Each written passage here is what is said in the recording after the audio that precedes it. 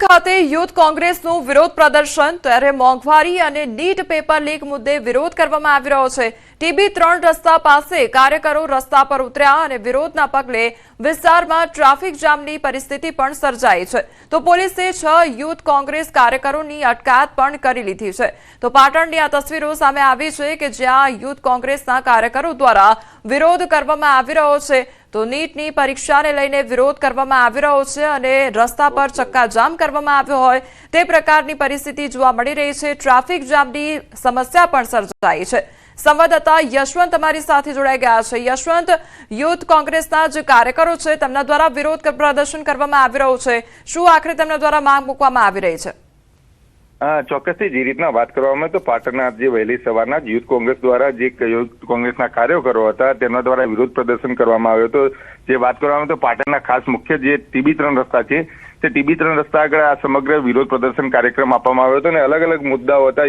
Youth Congress દ્વારા જે ખાસ કરીને ધર્મેન્દ્ર પ્રધાન છે તેમના પોસ્ટરો બાળીને પણ વિરોધ પ્રદર્શન કરવામાં આવ્યો હતો। મોંઘવારી સહિતના જે વાત કરવામાં આવી તો ભ્રષ્ટાચાર અને નીટના પેપર ફૂટવાના મુદ્દા હતા તે પણ આના અંદર આવરી લેવામાં આવ્યા હતા। જે યુથ કોંગ્રેસ દ્વારા જે અનશન કરવામાં આવ્યું હતું, વિરોધ પ્રદર્શન કરવામાં આવ્યું હતું, તેને લઈને અડધો કલાક જેટલો સમય હતો। તે સમયગાળા દરમિયાન ક્યાંક ને ક્યાંક ટ્રાફિક જામના પણ દ્રશ્યો સર્જાયા હતા। જો કે સ્થાનિક પોલીસ ત્યાં આગળ આવીને તમામ લોકો હતા તેમને અત્યારે પોલીસ સ્ટેશને લઈ જવામાં આવ્યા છે। જી યશવંત, સમગ્ર માહિતી બદલ આપનો આભાર। બનાસકાંઠાના પાલનપુરમાં રિક્ષા ચાલકો દ્વારા વિરોધ પ્રદર્શન કરવામાં આવ્યું છે। ભાવ વધારા અને સિટી બસ સેવાને લઈ રિક્ષા ચાલકોમાં રોષનો માહોલ જોવા મળી રહ્યો છે।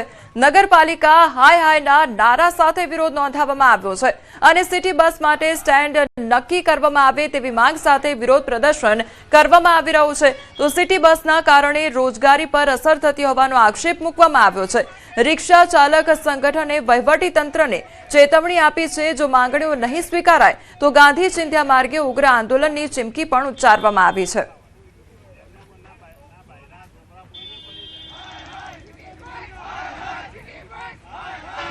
જૂનાગઢનું કેશોદ એરપોર્ટ હવે અદ્યતન થવા જઈ રહ્યું છે। કેશોદ એરપોર્ટને નવો રંગરૂપ આપવામાં આવી રહ્યો છે। 363 કરોડના ખર્ચે એરપોર્ટનો રનવે તેમજ એરપોર્ટ વિસ્તાર વધારવાની કામગીરી શરૂ કરી દેવામાં આવી છે। એરપોર્ટના નવીનીકરણ બાદ સ્થાનિક ખેડૂતોને એક મોટી રાહત મળશે અને સરળતાથી કેસર કેરી સહિતના ફળો અહીંથી એક્સપોર્ટ થશે। ઉલ્લેખનીય છે કે અત્યારે કેશોદ એરપોર્ટ પર કેશોદથી દીવ અને મુંબઈ જવા માટેની ફ્લાઇટ તો શરૂ જ છે, પરંતુ આગામી 2027 સુધીમાં કેશોદ એરપોર્ટના નવીનીકરણની કામગીરી પૂર્ણ થશે।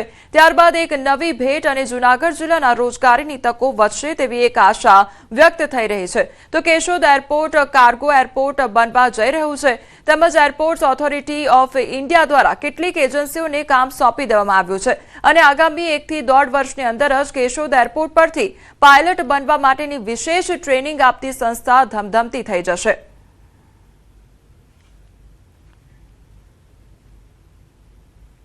માટે એક ઉજળી તક છે। વડાપ્રધાને કીધું જ્યારે જુનાગઢ મીટિંગ હતી કે કેશોદને એક ભેટ આપી, ભવ્ય એવી જબરજસ્ત ભેટ આપી કે કાર્ગો થતા વિદેશમાં કેશોદનું નામ હશે અને કાર્ગો એરપોર્ટ બની રહ્યું છે। અત્યારે પૂરજોશમાં કામ ચાલી રહ્યું છે। તેમજ અહીંયા આ જુનાગઢ જિલ્લામાં ગિરનાર હોય, સોમનાથ તીર્થધામ હોય, તેમજ આખો દરિયો કિનારો હોય અને માંગરોળ ત્રોપાની ખેતી હોય તો તમામ વસ્તુ અહીંથી ગીરની કેસર કેરી હોય એ તમામ વસ્તુ એક્સપોર્ટ થવાની છે અને કેશોદ માટે એ આખા વિસ્તાર જિલ્લા માટે પણ એક ગૌરવની વાત। हमारा जो नया प्रोजेक्ट का जो काम चल रहा है, इस विकास कार्य को कंप्लीट होने के बाद में इस एयरपोर्ट पे एयरबस 320 एयरक्राफ्ट है उसको लैंड करने की सुविधा उपलब्ध हो जाएगी। और अभी जो एक काफ़ी अच्छी टर्मिनल बिल्डिंग बन रही है, पैसेंजर्स की जो कैपेसिटी है वो भी काफ़ी कैपेसिटी हो जाएगी। और हमारा जो एयर साइड में जो डेवलपमेंट हो रहा है ये भी अभी रनवे की जो लेंथ है 1300